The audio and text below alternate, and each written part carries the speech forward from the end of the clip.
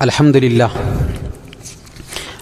لله رب العالمين والصلاة والسلام على سيد الأنبياء والمرسلين وعلى آله وأصحابه أجمعين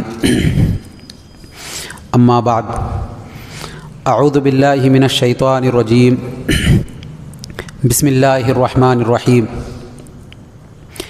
صراط الذين أنعمت عليهم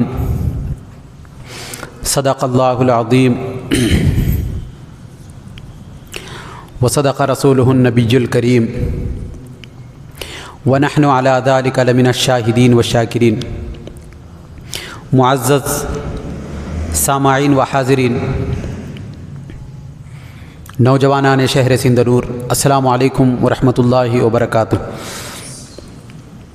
اللہ رب العزت کا لاکھ لاکھ شکر و احسان ہے کہ جس کی توفیق سے ہم تمام حضرات اللہ کے گھر میں اس کی عبادت اور بندگی کرنے کے غرض سے اکٹھے ہوئے ہیں۔ اللہ رب العزت سے دعا ہے جو کچھ پیغام حق ہم یہاں پر سنتے ہیں اس کو سمجھنے کی، دوسروں تک اس پیغام حق کو پہنچانے کی، صدق دل کے ساتھ، اخلاص نیت کے ساتھ اس پر عمل پیرا ہونے کی توفیق عنایت فرمائے۔ محترم حاضرین اکرام، آج جس آیت کریمہ کی تلاوت کی گئی ہے یہ سورہ فاتحہ کی آیت نمبر 6 ہے، جس میں اللہ رب العالمین نے ارشاد فرمایا صراط الذین انعمت علیہم، ان لوگوں کا راستہ جن پر تو نے انعام فرمایا، ان لوگوں کے راستے پر چلا جس پر تیرا احسان ہے، یہ اس کا معنی ہے۔ محترم حاضرین اکرام، دراصل اس آیت کا پچھلی آیت سے جو تعلق ہے، پچھلی آیت میں بندہ یہ دعا کیا تھا اہدنا الصراط المستقیم، اے اللہ ہمیں سیدھے راستے پر قائم فرما، سیدھے راستے کی رہنمائی فرما، سیدھے راستے پر چلا، یہ دعا کیا تھا۔ اب اس کی تفصیل بیان کی جا رہی ہے۔ سیدھا راستہ کون سا؟ وہی سیدھا راستہ ہے جن پر تو نے انعام فرمایا، وہ لوگ جو راستہ اختیار کیے ہوں وہی سیدھا راستہ ہے۔ دراصل اس آیت کریمہ کا پچھلی آیت سے 4 قسم کا تعلق ہے۔ ہر آیت کا پچھلی آیت سے کچھ نہ کچھ تعلق ہوتا ہے، ربط ہوتا ہے، لنک ہوتا ہے، اس کا ریلیشن ہوتا ہے، کچھ نہ کچھ تعلق ہوتا ہے۔ پچھلی آیت میں سیدھے راستے کی ہدایت مانگی تھی، بندے نے اللہ سے سیدھے راستے کی ہدایت مانگی تھی، جس میں بہت ساری گنجائش تھی۔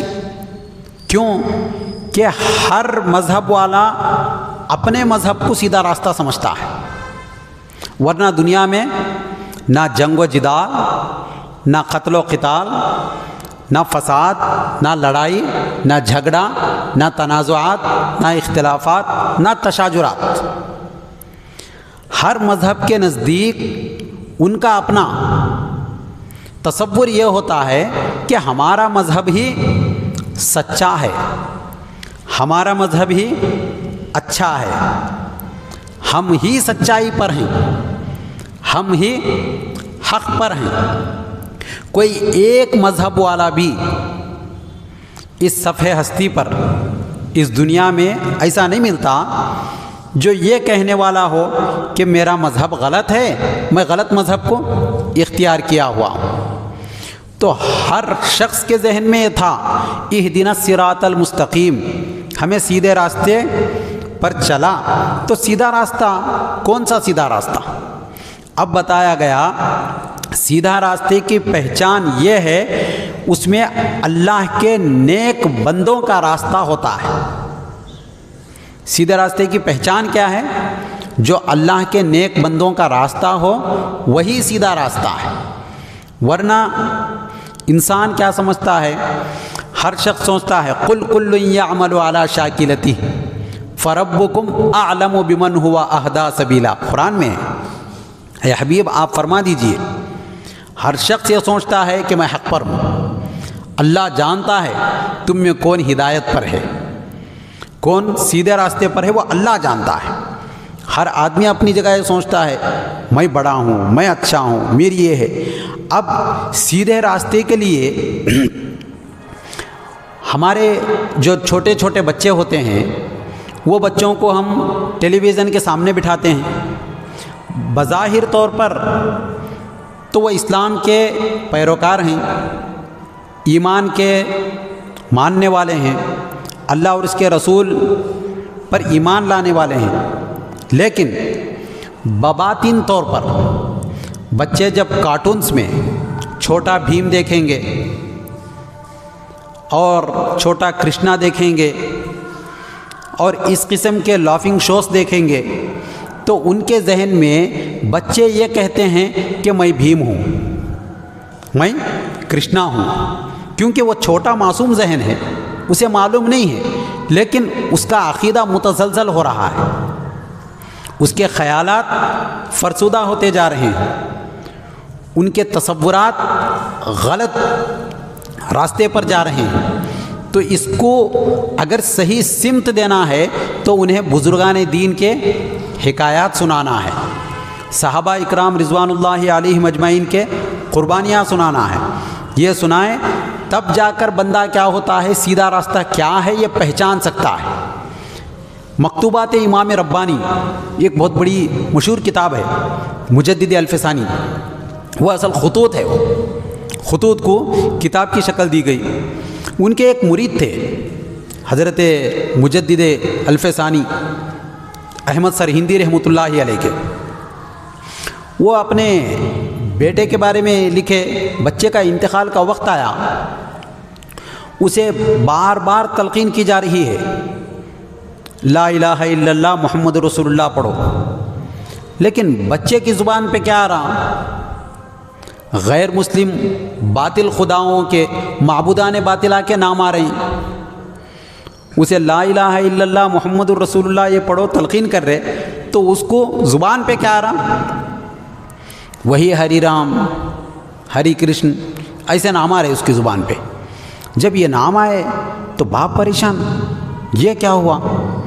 تو حضرت کے پاس گیا، انتقال تو ہو گیا بچے کا، حضرت کے پاس گیا، جا کر کہنے لگا حضور میں آپ کا مرید ہوں، میں آپ کا معتقد ہوں، میں آپ کا فرما بردار ہوں، میں نے آپ سے بیعت کی ہے، آپ کے بتائے ہوئے تربیت پر میں اپنی زندگی بسر کر رہا ہوں، لیکن میرا بچہ مرتے وقت اسے کلمہ نصیب نہیں ہوا۔ تو مجدد الفسانی رحمۃ اللہ علیہ نے فرمایا تمہارا بیٹا کس کی صحبت میں رہتا تھا؟ تو پوچھنے پر کہا گیا ہاں وہ کچھ برہمنس لوگ تھے ان کے ساتھ رہتا تھا۔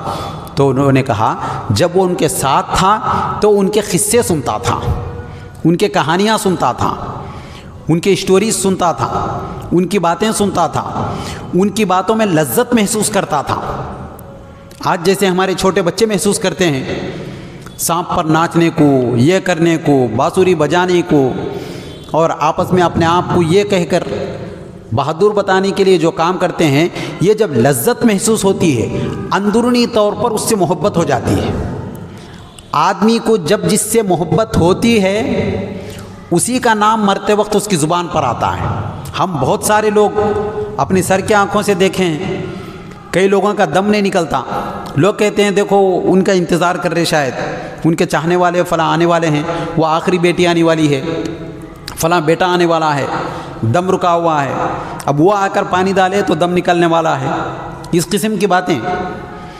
تو یہ جو ہوتا ہے آدمی کے ذہن پر جاتی ہے۔ صحبت اگر اچھی ہے تو اس صحبت کے اچھی کا اثر جو ہوتا ہے نتائج بھی اچھے ہوتے ہیں۔ صحبت اگر بری ہے تو اس کے اثرات بھی کیا ہوتے ہیں؟ برے ہوتے ہیں۔ ہمارے پاس کیونکہ یہاں مختلف مذاہب کے لوگ رہتے ہیں اور وہ ٹیلی ویژن پر جو چیز آتی ہے ان کے پیش نظر ڈالی جاتی ہے، ہمیں زبردستی نہیں ہے وہ دیکھنے کی، لیکن ہمارے بچے جب دیکھتے ہیں تو ہم یہ نہ سمجھیں کہ یہ بچے دیکھ کر کیا کریں گے، ٹائم پاس ہو جائے گا۔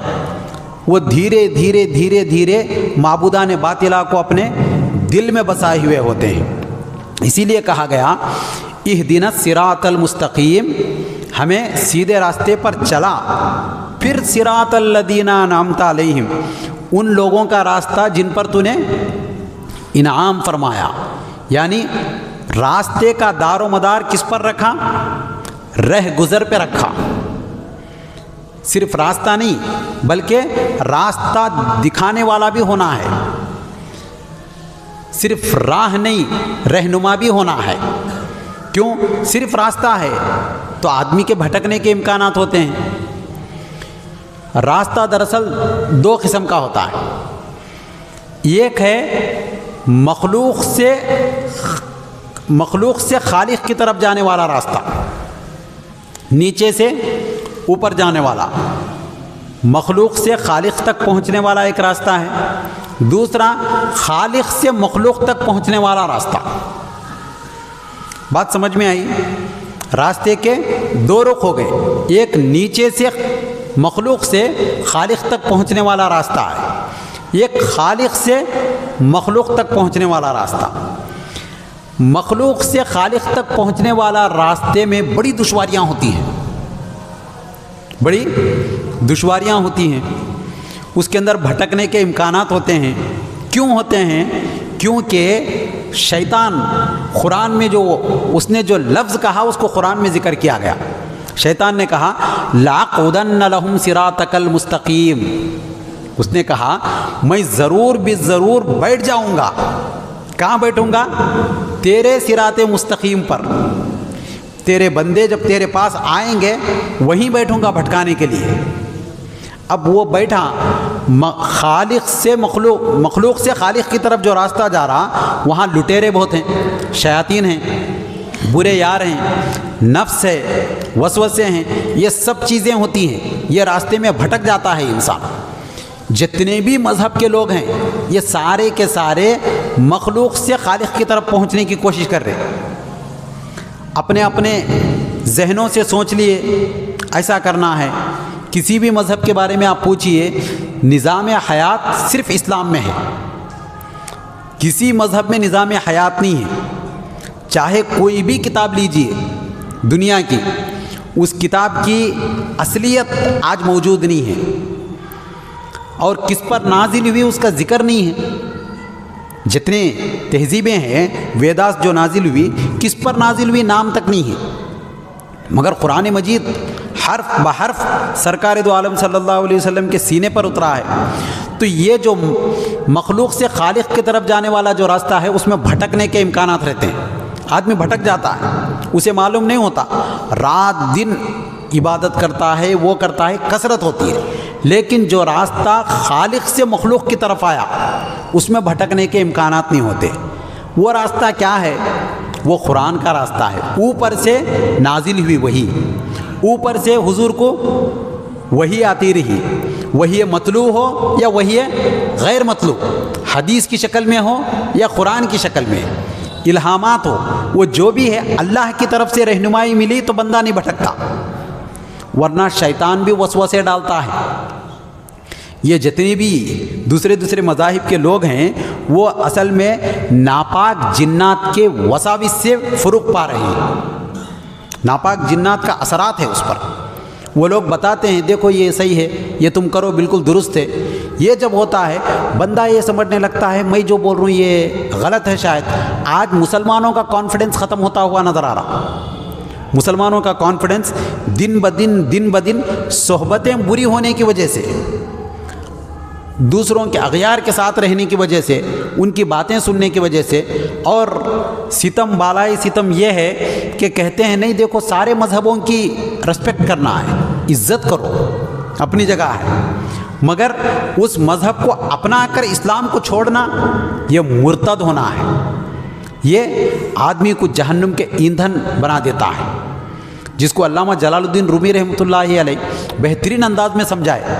مسلمان جب دوسروں کی صحبت میں آتا ہے تو اس کی حالت کیا ہوتی ہے؟ انہوں نے کہا ایک چرواہا تھا، بکریاں چرانے والا، جا رہا تھا، جاتے جاتے ایک شیرنی کا ایک چھوٹا سا بچہ ملا اس کو، وہ بچے کو ہاتھ میں لے کے گھر کو لا لیا، اور وہ جو شیرنی کا بچہ تھا وہ پرورش کس کے ساتھ پایا؟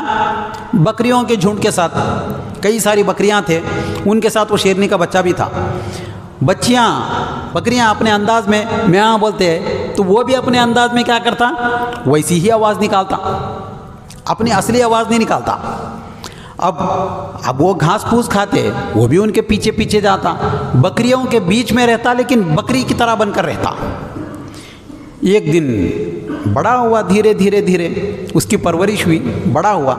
جب بڑا ہوا، اچانک جنگل میں بکریاں چرنے جا رہی تھی، شیر آ گیا ادھر سے۔ شیر آتے ہی سارے بکریاں بھاگ گئے، راہ فرار اختیار کرے، کھلبلی مچ گئی، منتشر ہو گئے، سب الگ الگ بھاگ رہے تھے۔ یہ جو شیر ہے یہ بھی بھاگنا شروع کرا۔ یہ جب بھاگا تو وہ جو شیر کھانے آیا تھا بکریوں کو، وہ دیکھ کے پریشان ہوا، پریشان ہو کر وہ شیر کے پیچھے پیچھے گیا، جا کر سامنے آ کے زبردستی سے ٹھہر گیا۔ وہ شیر دب کے ٹھہرا تو اس نے کہا، دیکھ میں بکریوں کو کھانے کے لیے آیا، تو کیوں ڈر رہا؟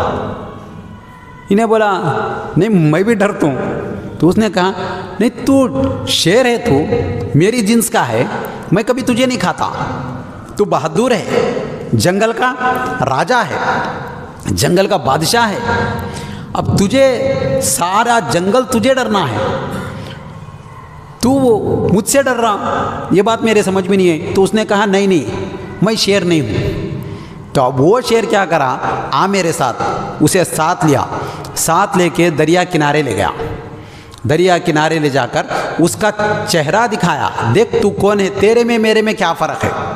جب وہ اپنے آپ کو دیکھا تو پھر پہچانا۔ یہ لکھ کر علامہ جلال الدین رومی رحمۃ اللہ علیہ لکھتے ہیں، مسلمانوں کی حالت بزدلوں کے ساتھ رہ کر ایسی ہو گئی ہے، وہ اپنی بہادری، جواں مردی، جسارت، شجاعت سب کو بھلا دیے۔ وہ یہ سمجھے ہم بھی عام لوگوں کی طرح ہیں، ہم بھی عام انسان ہیں، ہم بھی ایک آدمی ہیں، جبکہ مومن کے اندر اللہ کی روحانی طاقت ہوتی ہے، مومن کے اندر سرکار دو عالم صلی اللہ علیہ وسلم کے عشق و محبت کی جسارت ہوتی ہے۔ مومن جب آنکھ کھولتا ہے تو اس کی آنکھوں میں وہ روشنی ہوتی ہے کہ وہ باطل لرزہ برندام ہوتا ہے، باطل گھبراتا ہے۔ لیکن آج ہم اپنے گرد و پیش دیکھتے ہیں تو ہماری حالت اتنی تنزل، اتنی ادبار، اتنی انحطاط، اتنی نیچے چلے گئی کہ ہمیں مسلمان کہتے ہوئے کیا ہوتی ہے، حیا محسوس ہوتی ہے۔ کیا یہ وہی مسلمان ہے جن کو دیکھ کر لوگ مثالیں دیتے تھے، یہ دیکھو بہادری کا دوسرا نام مسلمان ہے، یہ کہا کرتے تھے؟ تو یہ آج مسلمانوں کو اگر پھر سے وہ بہادری پانا ہے تو صراط الذین انعمت علیہم کو دیکھنا ہے، یعنی ان لوگوں کا راستے پر چلا جن پر تو نے انعام فرمایا۔ انعام کس پہ فرمایا؟ ہم سے پہلے جتنے اولیاء اللہ، جتنے بزرگان دین، جتنے ائمہ، جتنے محدثین، جتنے مفسرین، جتنے فقہا، جتنے تابعین، جتنے تبع تابعین، جتنے صحابہ اور بنات مطہرات، ازواج مطہرات جتنے بھی گزرے ہیں، ان سب پر اللہ نے انعام فرمایا۔ ان کی زندگیوں کو دیکھنا ہے اور اپنی زندگیوں کو درست کرنا ہے۔ اگر ہم اپنی زندگیوں کو درست نہیں کریں گے تو پھر ہمارے اندر وہ قوت پیدا نہیں ہوتی۔ اسی لیے علامہ اقبال نے کہا، عطا اسلاف کا جذبہ جنوں کر، رمزہ شریک لا یحزنوں کر۔ عطا اسلاف کا جذبہ جنوں کر، رمزہ شریک لا یحزنوں کر۔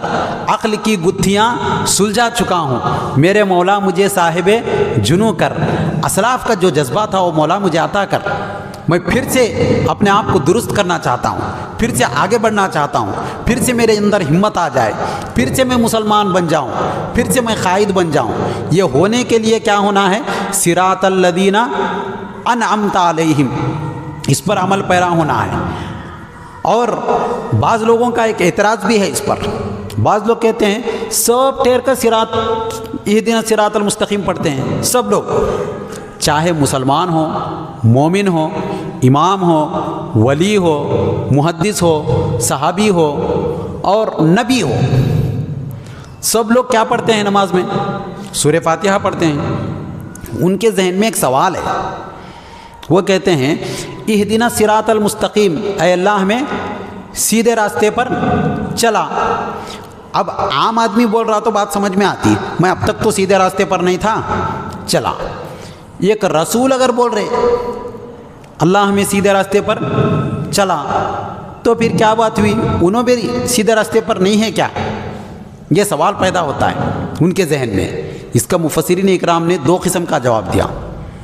ایک جواب یہ دیا، دیکھو ہر ایک متکلم کے کلام کا معنی بدل جاتا ہے، بات کرنے والے کے بات سے اس کا معنی بدلا جاتا ہے۔ اگر کافر آدمی یہ کہے اہدنا الصراط المستقیم، تو اس کے معنی کیا ہوتے ہیں؟ اے اللہ مجھے ایمان ہدایت عطا فرما، یعنی ایمان کی دولت سے نواز۔ یہ کافر آدمی اگر کہتا ہے، وہی ایک مومن کہتا ہے اہدنا الصراط المستقیم، تو اس کے معنی کیا ہیں؟ اے اللہ مجھے تو ایمان کی ہدایت مل گئی، ایمان کی دولت مل گئی، مجھے کیا ملنا ہے؟ تقوی عطا فرما، تقوی عطا فرما، اہدنا الصراط المستقیم۔ اگر کوئی متقی کہے تو اس کے معنی کیا ہے؟ اے اللہ مجھے کمال تقوی کی ہدایت دے۔ تقوی تو ہے، اور زیادہ تقوی ہونا، اور زیادہ تجھ سے ڈرنے والا ہونا۔ اگر کوئی محبوب اللہ کا خاص بندہ، مقبول بندہ، وہ اللہ کو کہے اہدنا الصراط المستقیم، تو اس کے معنی کیا ہوتے ہیں کہ اے اللہ مجھے تیرا قرب نصیب فرما۔ ڈر گیا، دھیرے دھیرے درجات بڑھتے جا رہے ہیں، قرب عطا فرما۔ اگر کوئی مقرب بندہ اللہ سے کہے تو کمال قرب عطا فرما، اور قریب ہونا چاہتا ہوں۔ اگر کوئی محبوب خاص بندہ اللہ کا، سرکار دو عالم صلی اللہ علیہ وسلم اگر فرمائے تو اس کے معنی کیا ہے؟ اے اللہ مجھے وصال نصیب فرما۔ فکان قاب قوسین او ادنا جو کہا، اور وصال اور ملاقات۔ اسی لیے سرکار دو عالم صلی اللہ علیہ وسلم نے فرمایا الصلاۃ معراج المؤمنین، نماز مومن کی معراج ہے۔ جس طریقے سے میری معراج ہوئی عرش پر، ویسے ہی میرے امتی کی اگر معراج ہونا ہے تو نماز میں ہوتی ہے۔ تو افراد کے بدلنے سے معنی بدل جاتے ہیں۔ افراد کے بدلنے سے اس کو اور آسان کرنا ہے تو ایک مثال سے سمجھ سکتے ہیں۔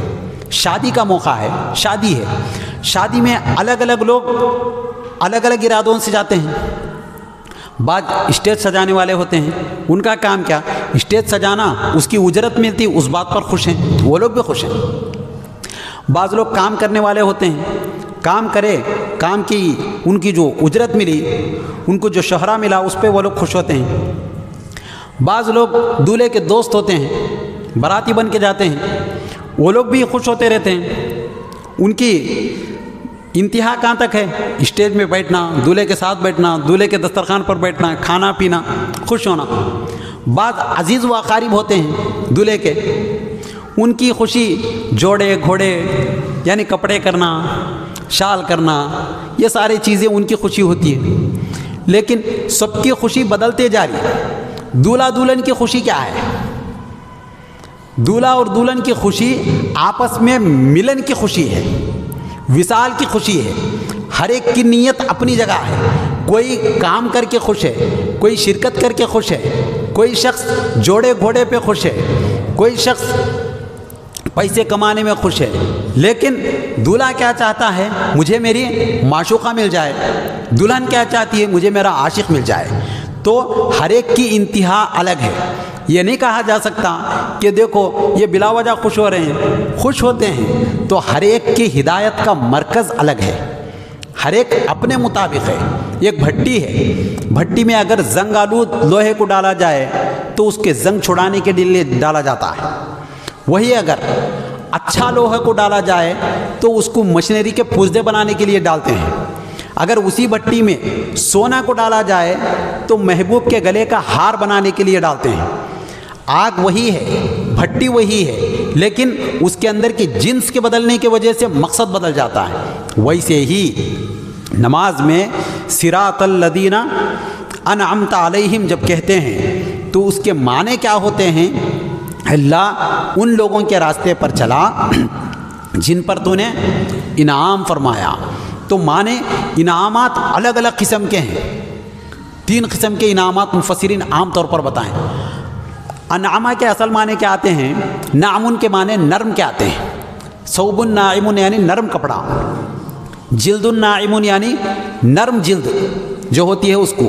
انعمتا کے معنی کیا ہوتے ہیں؟ سرور میں رہنا، لذت میں رہنا، خوش و خرم رہنا۔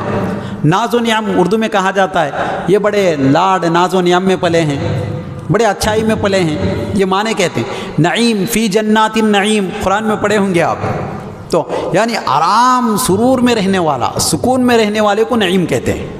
تو یہ نعمتیں ہیں 3 قسم کے ہیں۔ ایک نعمت بلا اسباب کے رب کی طرف سے ملتی ہے، یعنی کوئی دینے والا نہیں ہوتا، وہ کیا ہے؟ زندگی ہے۔ زندگی کوئی دینے والا نہیں ہے، روح کس کی طرف سے ہے؟ اللہ کی طرف سے۔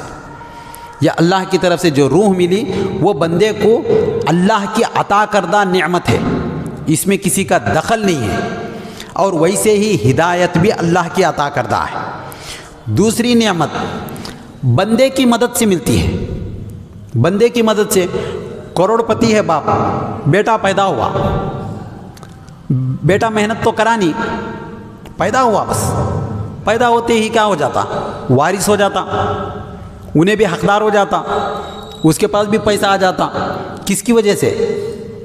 بندے کی وجہ سے۔ پہلا اللہ کی طرف سے انعام، دوسرا بندے کی وجہ سے انعام، تیسرا خود ہمارے عمل کی وجہ سے۔ کیا؟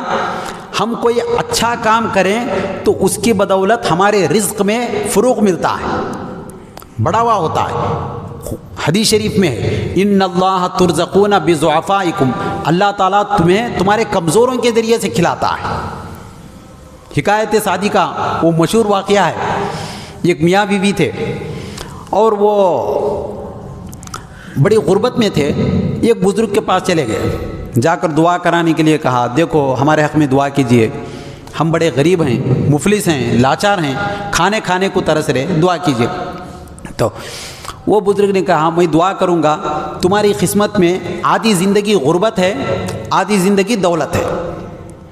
آدھی زندگی تم کیا ہے؟ بڑے غریب بن کر گزاریں گے، آدھی زندگی بڑے رچ پرسن، بڑے امیر بن کے گزارنے والے ہیں۔ اب تم مشورہ کر لو کون سی زندگی غریبی میں گزارنا چاہتے ہو، کون سی زندگی امیری میں گزارنا چاہتے ہو۔ اب دونوں میاں بیوی بیٹھ گئے۔ شوہر نے کہا بیوی سے دیکھ جوانی میں ہٹے کٹے رہیں گے، کمائیں گے، محنت کریں گے، بڑھاپے میں تو کمزوری آ جاتی، ہاتھ پیر جواب دے دیتے، جب پیسوں کی ضرورت پڑتی اب ہم غریب رہے تو بھی کما کے کھا سکتے، بڑھاپے میں پیسے ملے تو اچھا ہے۔ شوہر نے کہا، بیوی نے کہا دیکھو ہو سکتا ہم بڑھاپے میں نہیں رہے تو انتقال ہو گیا تو جوانی میں جو بھی جینا ہے جوانی میں جینا ہے، انجوائمنٹ کریں گے، خوش و خرم والی زندگی بسر کریں گے، مست رہیں گے۔ بیوی نے کہا تو شوہر نے کہا بڑھاپے میں پیسے کو برابر استعمال بھی نہیں کر سکتے، پیسوں پر قدرت بھی نہیں ہوتی، تو یہ مشورہ اچھا ہے بول کے دعا کرا دیے، حضور ہمارے لیے دعا کر دو کہ ہم جوانی میں امیر رہیں، دولت مند رہیں، صاحب ثروت رہیں۔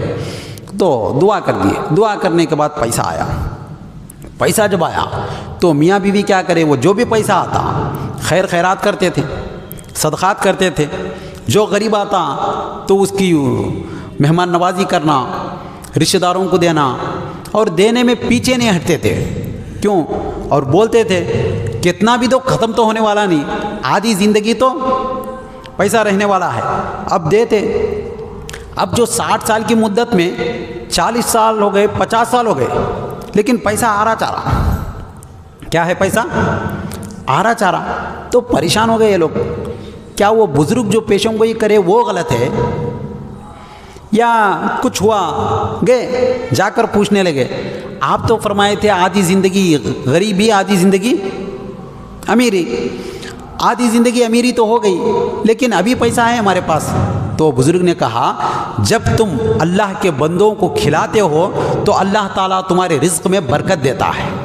تم دوسروں کو جب کھلاتے ہو تو تمہارا کھانا اور بڑھ جاتا ہے اور اضافہ ہو جاتا ہے. جس ٹہنی کو کاٹتے ہیں وہ ٹہنی اور بڑھتی ہے، جس بال کو تراشتے ہیں وہ بال اور بڑھ جاتا ہے، جس کنویں کا پانی زیادہ نکالتے ہیں اس کنویں میں میٹھا پانی اور آ جاتا ہے، جس علم کو استعمال کرتے ہیں اس علم میں اضافہ اور ہو جاتا ہے. تو یہ اللہ کی قدرت ہے، اللہ تعالیٰ برکتیں رکھا ہے. تم دیے تو اللہ تعالیٰ اضافہ کر دیا. یہ تیسری قسم کی نعمت جو بندہ کیا ہے خرچ کرا تو بڑھتا ہے. جو دیا عموماً آدمی سمجھتا ہے دینے سے گھٹتا، لیکن گھٹتا نہیں، بڑھ جاتا ہے. 3 نعمتیں ہوئی. ایک اللہ کے ذریعے سے ملنے والی نعمت جیسے ہمارا جسم، ہماری جان، ہمارا ایمان.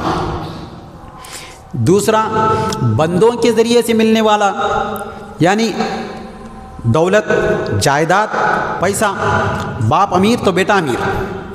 تیسرا بندے کے اعمال سے ہی بندے کو فائدہ ہونا. آئی بات سمجھ میں؟ اگر یہ نہیں آئی تو اور آسان مثال ہے. اللہ تعالیٰ جنت میں بعض لوگوں کو انہی کی وجہ سے ڈالتا ہے. ایک آدمی صاحب ایمان ہے اور اچھا بھی عمل کرتا ہے تو اللہ تعالیٰ اسے جنت میں ڈالتا ہے. ایک آدمی وہ ہے جو کچھ عمل نہیں کرتا جنت میں جاتا. وہ کون ہے؟ بچے مسلمانوں کے پیدا ہوتے ہی انتقال کر گئے تو بغیر حساب کتاب کے کیا ہے جنت میں چلے جاتے. عمل کچھ بھی نہیں کرا لیکن جنت میں چلے گیا. پہلا شخص کیا تھا؟ ایمان بھی لایا، عمل بھی کرا، تب جنت میں گیا. دوسرا کیا کرا؟ نسبت کی وجہ سے گیا. مسلمانوں کے بچے ہیں، پیدا ہوا، انتقال ہوا، جنت میں گیا. تیسرا وہ ہے بلا سبب جنت میں ہے. کون؟ جنت میں ایک مسلمان کو کتنے حورا ملتے معلوم نا؟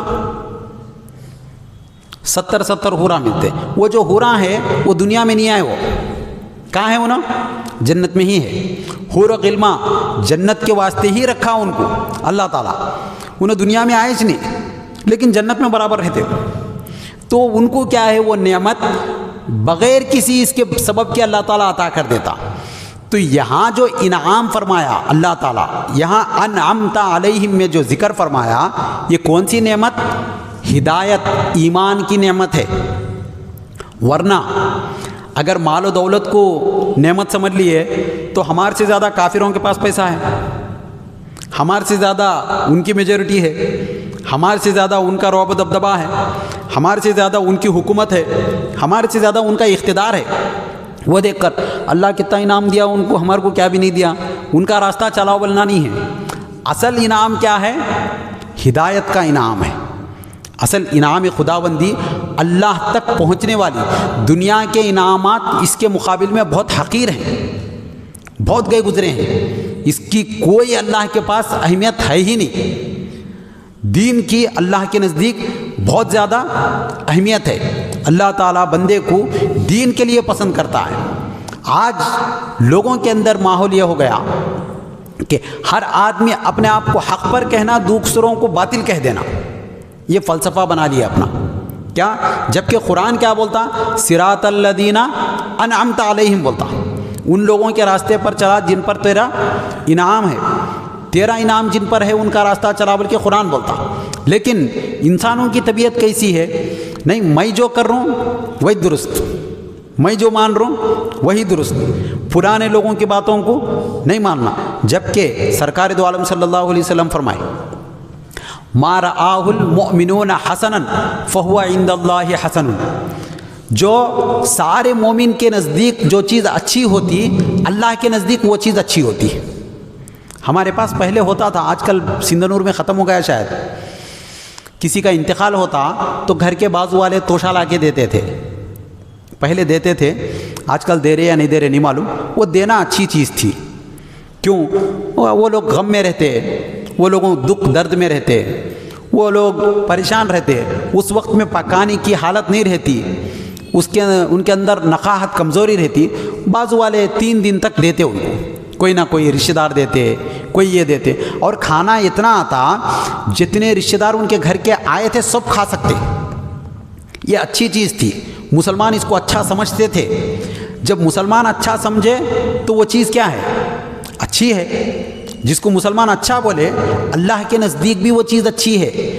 نیک بندے اللہ کے، جو بھی اللہ کے نیک بندے صحیح بولے تو وہ چیز اچھی ہے۔ آج مائک ہے، اس کو سارے مسلمان اچھا بول رہے ہیں، کیوں کہ اذان کی آواز کو دور دور تک پہنچاتی اور اللہ اور اس کے رسول کے پیغامات کو دور دور تک پہنچاتی۔ تو جو مسلمان اچھا بولے اللہ کے نزدیک وہ چیز اچھی ہو جاتی۔ اللہ کے نزدیک مسلمانوں کا مقام بہت بلند و بالا ہے۔ صراط الذین انعمت علیہم اسی لیے کہا گیا۔ تو اب جو حالت ہے، ہر آدمی اپنی اپنی جگہ پر مسائل پڑھنے کی طرف نہیں ہے۔ مسائل پڑھنا ہے، قرآن میں ذکر کیا گیا انعمت علیہم، ان پر انعام فرمایا۔ کس پر؟ جتنے پچھلے لوگ گزرے ہیں ان پر انعام فرمایا۔ مسائل سے ناواقف ہونے کی وجہ سے پڑھے نہیں، دو چند احادیث پڑھ کے یہ سمجھ لیے یہی دین ہے، اس کے علاوہ جو بھی ہے وہ دین نہیں ہے۔ ایسا اگر سمجھیں گے تو پھر آدمی کیا ہوتا؟ وہ حکایت رومی کا اس واقعے کی طرح ہوتا۔ چار دوست نماز پڑھ رہے تھے، کہتے نماز میں ہے، نماز الگ الگ انفرادی پڑھ رہے تھے، پڑھتے رہے تو ایک مؤذن صاحب آ کے اذان دینا شروع کر دیے۔ اذان دینا شروع کرتے ہی ان میں ایک دوست بولا کرتے ہم نماز پڑھ رہے، اب اذان دے رہا کیا ہوا؟ تو اب کو سی اذان دے رہا، ہم نماز پڑھ رہے، دکھ رہا نہیں کیا ہوا؟ وہ بولتے ہی بازو والا بولا کرتے تیری نماز ٹوٹ گئی، دیکھ بولا کرتے تیری نماز ٹوٹ گئی بول کو بولتے ہی تیسرا آدمی بولا کرتے نماز میں بات نہیں کرنا، نہیں معلوم کیا تمہارے کو؟ چوتھا آدمی کیا بولا؟ تم سب کی نماز تو ختم ہو گئی، میری نماز تو اچھی ہے بولا کرتے۔ تو انسان کی طبیعت کیا ہے؟ دوسرے کو برا بول کے اپنے آپ کو اچھا بول کے بچ جا رہا۔ کیا بول رہا؟ انہیں سامنے والے خراب، ہم کیا ہے؟ حق پہ ہے۔ جبکہ اللہ کے بے شمار اولیاء اللہ، یہ صراط الذین انعمت علیہم میں تقلید کی بھی دلیل ملتی ہے۔ حنفی، شافعی، مالکی، حنبلی، یہ چاروں جو ہیں، چاروں ائمہ، اور اس کے علاوہ تصوف کے چار طرق، قادریہ، چشتیہ، نقشبندیہ، سہروردیہ، یہ چار طرق ملتے ہیں۔ کیوں؟ اللہ کے انعامات ہیں ان پر۔ اللہ کے سب میں بڑا اللہ کا انعام کیا ہے؟ بندوں کو پاپولر کر دیتا ہے۔ کو بھی کیسا؟ یہ میرا دوست ہے کہہ کر پاپولر کر دیتا ہے۔ آج ساری دنیا میں 80% مسلمان امام اعظم ابو حنیفہ رحمۃ اللہ علیہ کے فالوورس ہیں، 80%۔ اچانک ایک آدمی کی اتنی مقبولیت، اتنا زیادہ چاہنا، ان کے طریق کو یہ کرنا، استعمال کرنا، یہ کیوں؟ تو اس پر لوگ یہ کرنا نہیں، یہ غلط ہے۔ غلط نہیں ہے، کیوں کہ قرآن میں ہے صراط الذین انعمت علیہم، کیا کہا گیا؟ ان لوگوں کے راستے پر چلا جن پر تو نے انعام فرمایا۔ جتنے بھی اولیاء اللہ ہیں سب کے سب مخلد تھے، کسی نہ کسی امام کی تقلید کرنے والے تھے۔ غوث پاک ہے، امام احمد بن حنبل رحمۃ اللہ علیہ کے تقلید کرنے والے ہیں۔ خواجہ معین الدین چشتی رحمۃ اللہ علیہ، امام اعظم ابو حنیفہ رحمۃ اللہ علیہ کی تقلید کرنے والے ہیں۔ خواجہ بندے نواز گیسو دراز بلند پرواز رحمۃ اللہ علیہ، امام اعظم ابو حنیفہ رحمۃ اللہ علیہ کی تقلید کرنے والے ہیں۔ جتنے لوگ ہیں اپنے وقت کے بڑے بڑے اولیاء اللہ ہیں، لیکن تقلید کس کی کرے؟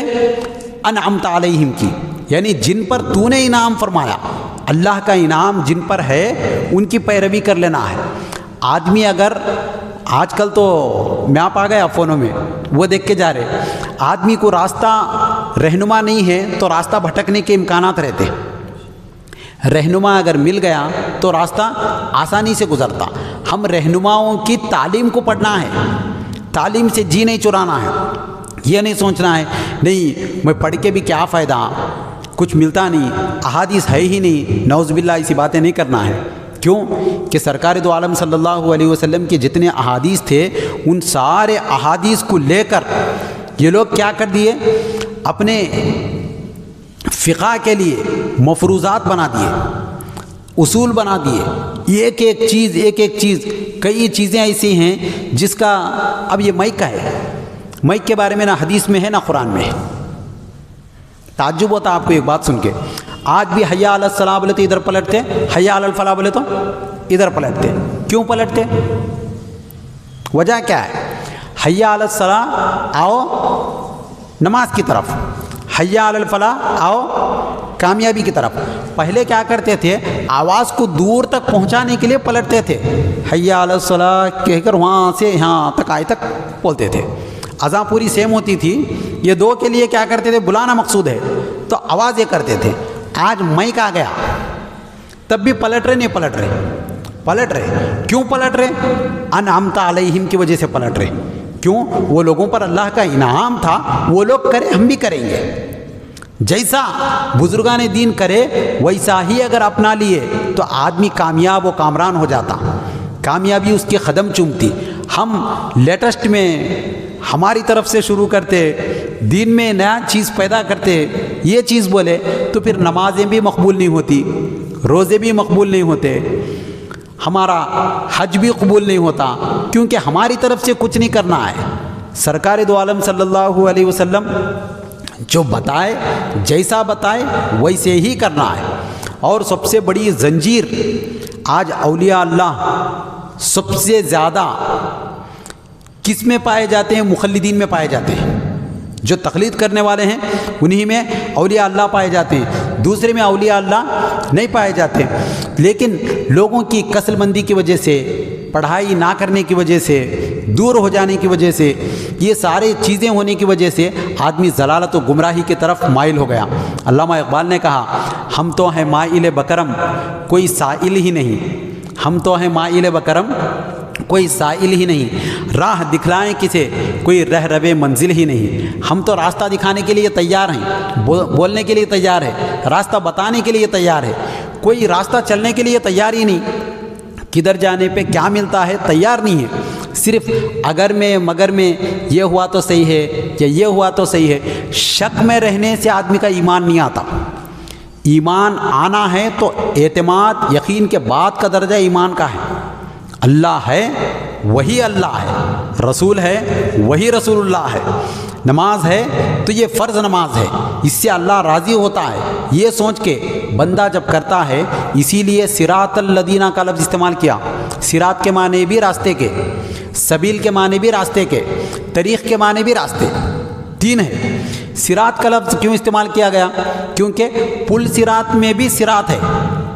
بندہ جب نماز پڑھتے رہتا اس کو خیال آنا ہے کہ پل صراط کے راستے سے گزرنا بولے تو کس کا راستہ اختیار کرنا؟ ان لوگوں کا راستہ اختیار کرنا جن پر اللہ کا انعام ہے۔ اللہ کا انعام جن پر ہے وہ راستہ اختیار کرا تو پل صراط پار ہوتا، ورنہ جنت میں جانے کا تصور ہی نہیں۔ جنت میں جانا تو کیسا جانا؟ پل صراط پار ہو کے جانا۔ پل صراط پار ہونا بولے تو کون سا صراط اختیار کرنا؟ صراط الذین انعمت علیہم۔ انعمت علیہم، آخر اللہ کے کون کون سے بندے ایسے ہیں جن پر اللہ کے انعامات ہیں؟ تو وہ یفسر القرآن بعضہ بعضا، اس قاعدے کے تحت میں اگر دیکھا گیا، انعم اللہ علیہم من النبیین والصدیقین والشہداء والصالحین، چار لوگوں کو اللہ نے ذکر فرمایا۔ تمام انبیاء صراط مستقیم پر ہیں، تمام انبیاء، ان کی شریعت ان کے لیے صراط مستقیم ہے۔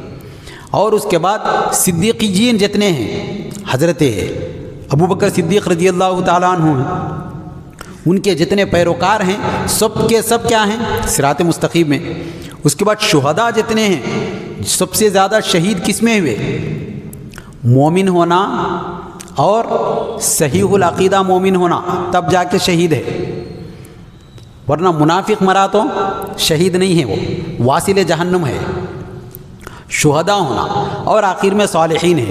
یہ تمام لوگوں پر اللہ کے انعامات ہیں، اکرامات ہیں، اللہ کی رحمتیں ہیں۔ اگر صراط مستقیم ہونا ہے تو بزرگان دین کے راستے سے ہٹ کر ہم صراط مستقیم کو اگر تلاش بھی کریں تو وہ ملنے والی نہیں ہے۔ اس لیے بزرگان کے راہ کو ہم پھر سے اختیار کریں تو انشاءاللہ جس طریقے سے پیچھے کامیاب رہے اب پھر کامیاب ہوتے ہیں۔ ایک آسان طریقہ ہے، یہ جملہ کہہ کر اپنی گفتگو کو ختم کرنے والا ہوں۔ آدمی اگر راستہ بھٹک گیا، جہاں راستہ بھٹکا وہاں واپس آنا ہے۔ آ کر پھر سیدھا راستہ اختیار کر کے جانا ہے۔ آخر غلطی کہاں ہوئی؟ تو آج سے 200 سال پہلے سے مسلمانوں کی شان و شوکت ختم ہوئی، دبدبا ختم ہوا، ان کا وقار ختم ہوا، ان کی عزت ختم ہوئی۔ تو 200 سال پہلے ہم کہاں تھے؟ وقت کو تو واپس نہیں لا سکتے، لیکن تاریخ پڑھ کے دیکھ سکتے ہم کہاں تھے، ہم کیسے تھے، اس دور کے مسلمان کیسے تھے، ان کے افکار کیسے تھے، ان کے خیالات کیسے تھے، ان کا عقیدہ کیسا تھا، ان کا تصور کیسا تھا، وہ سوچتے کیسے تھے، آپس میں ملتے جلتے کیسے تھے، ایک دوسرے سے تعلق کیسا تھا۔ یہی چیز کو اپنا کے پھر آگے بڑھیں گے تو انشاءاللہ کامیابی ہمارے قدم چومنا شروع ہوگی۔ اسی لیے کہا گیا ہر نماز میں لا صلاۃ الا بفاتحۃ الکتاب، حدیث میں سورہ فاتحہ کے بغیر نماز ہی نہیں ہوتی۔ سورہ فاتحہ میں اتنا بڑا میسج چھپا ہوا ہے۔ آدمی اگر کامیابی چاہتا ہے تو صراط مستقیم کو اپنا ہے، صراط مستقیم کو اپنانا ہے، صراط الذین انعمت علیہم ہونا ہے۔ اگر اس کو اپنائیں گے تو انشاءاللہ العزیز ہماری دنیا اور آخرت دو بھی سرخرو ہوگی۔